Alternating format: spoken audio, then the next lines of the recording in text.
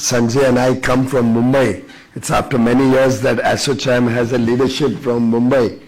And I do hope the Mumbai bug, the city that never sleeps, vibrancy of Mumbai will come into Assocham's working.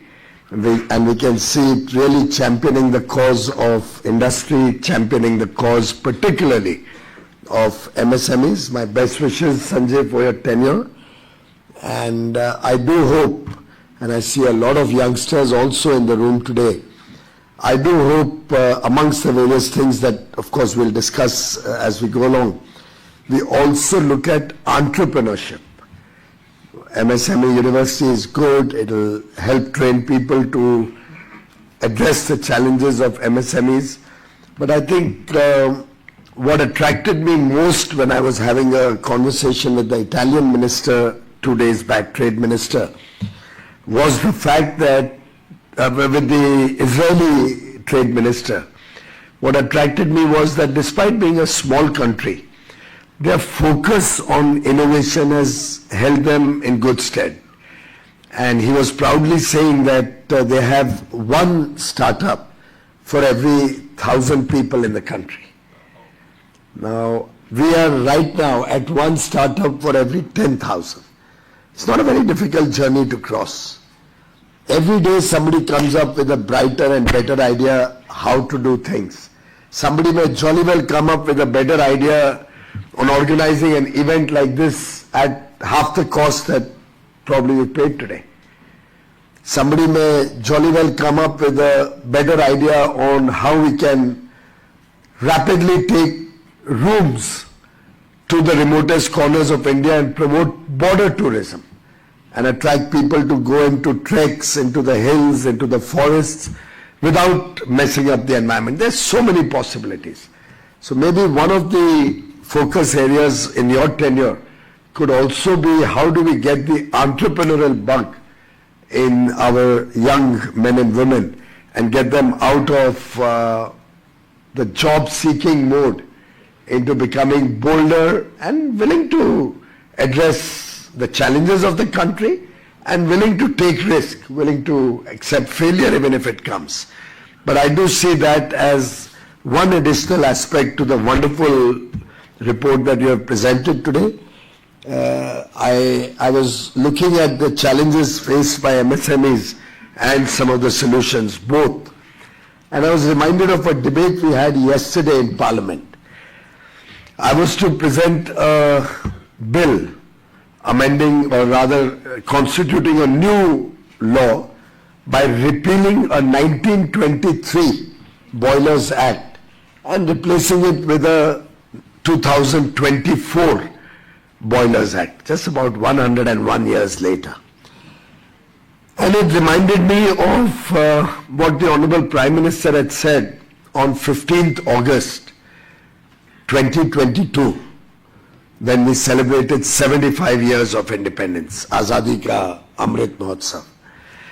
Very often it saddens me that we've not been able to take this message of confidence right down to the last man at the bottom of the pyramid in the remotest part of India about what the Honorable Prime Minister said on 15th August 2022.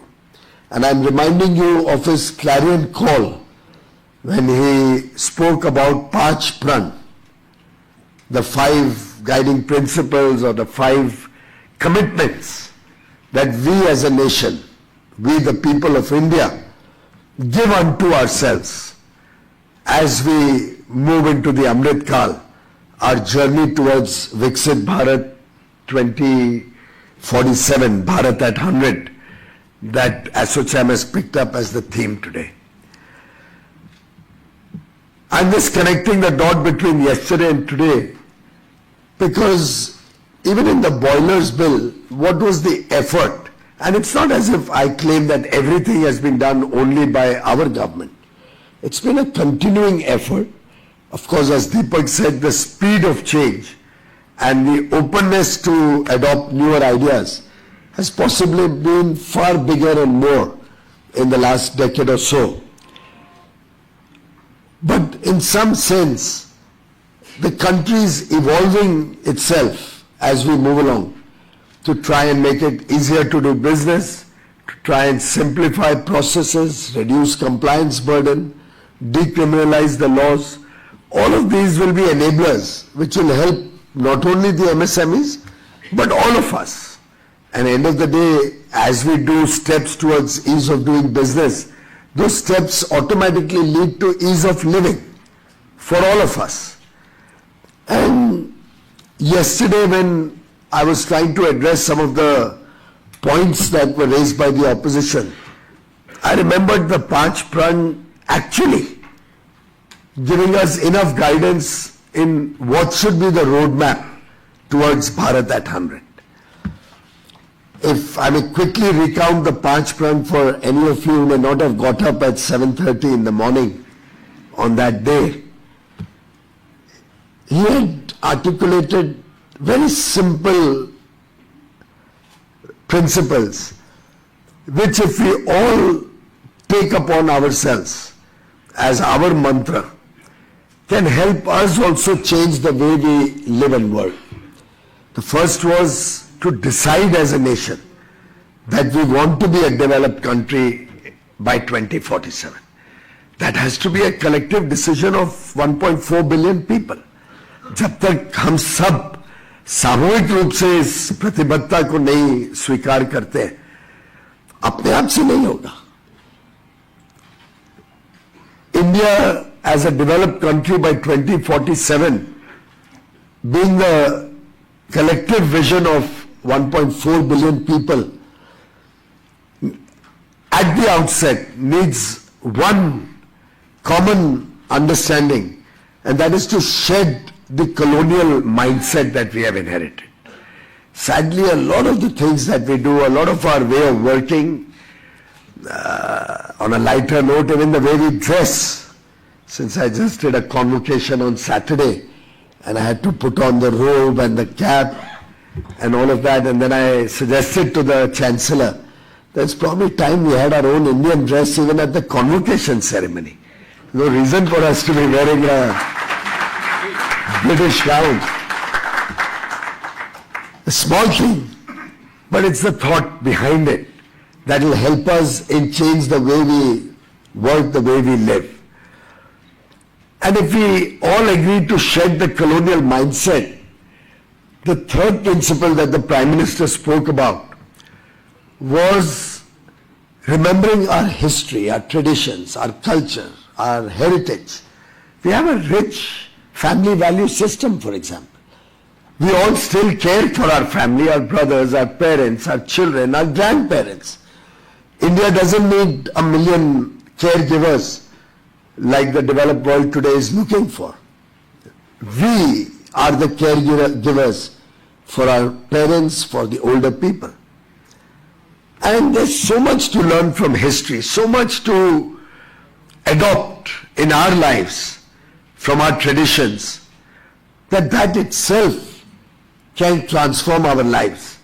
Let me show you a simple example that at least all of us and those in the first 2 or 3 rows will resonate with surely.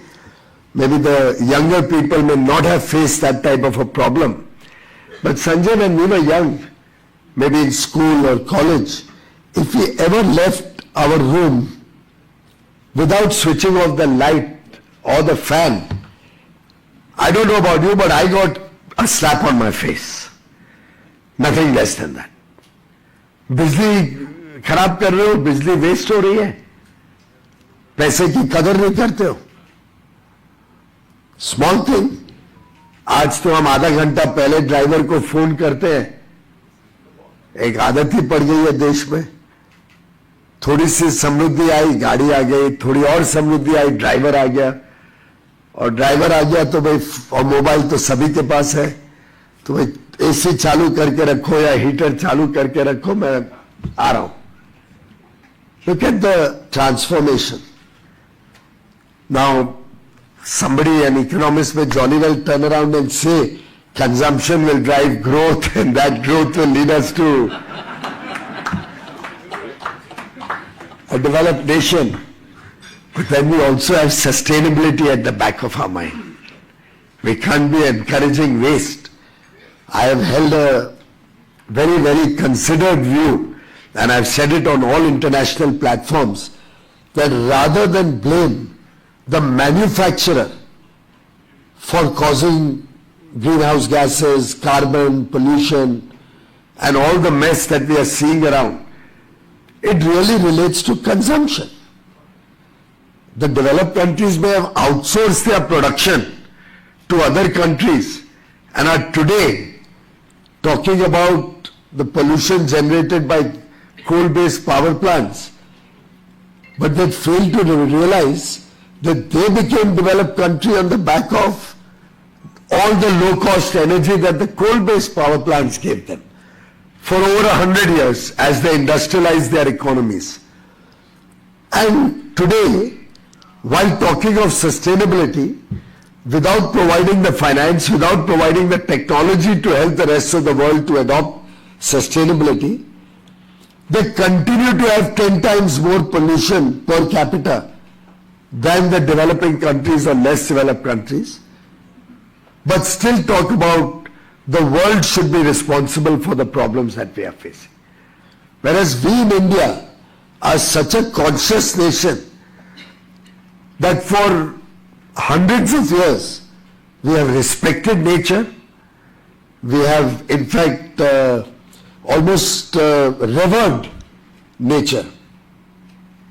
No, nothing short of praying to the sun god, to the wind god, to the trees, to the mountains.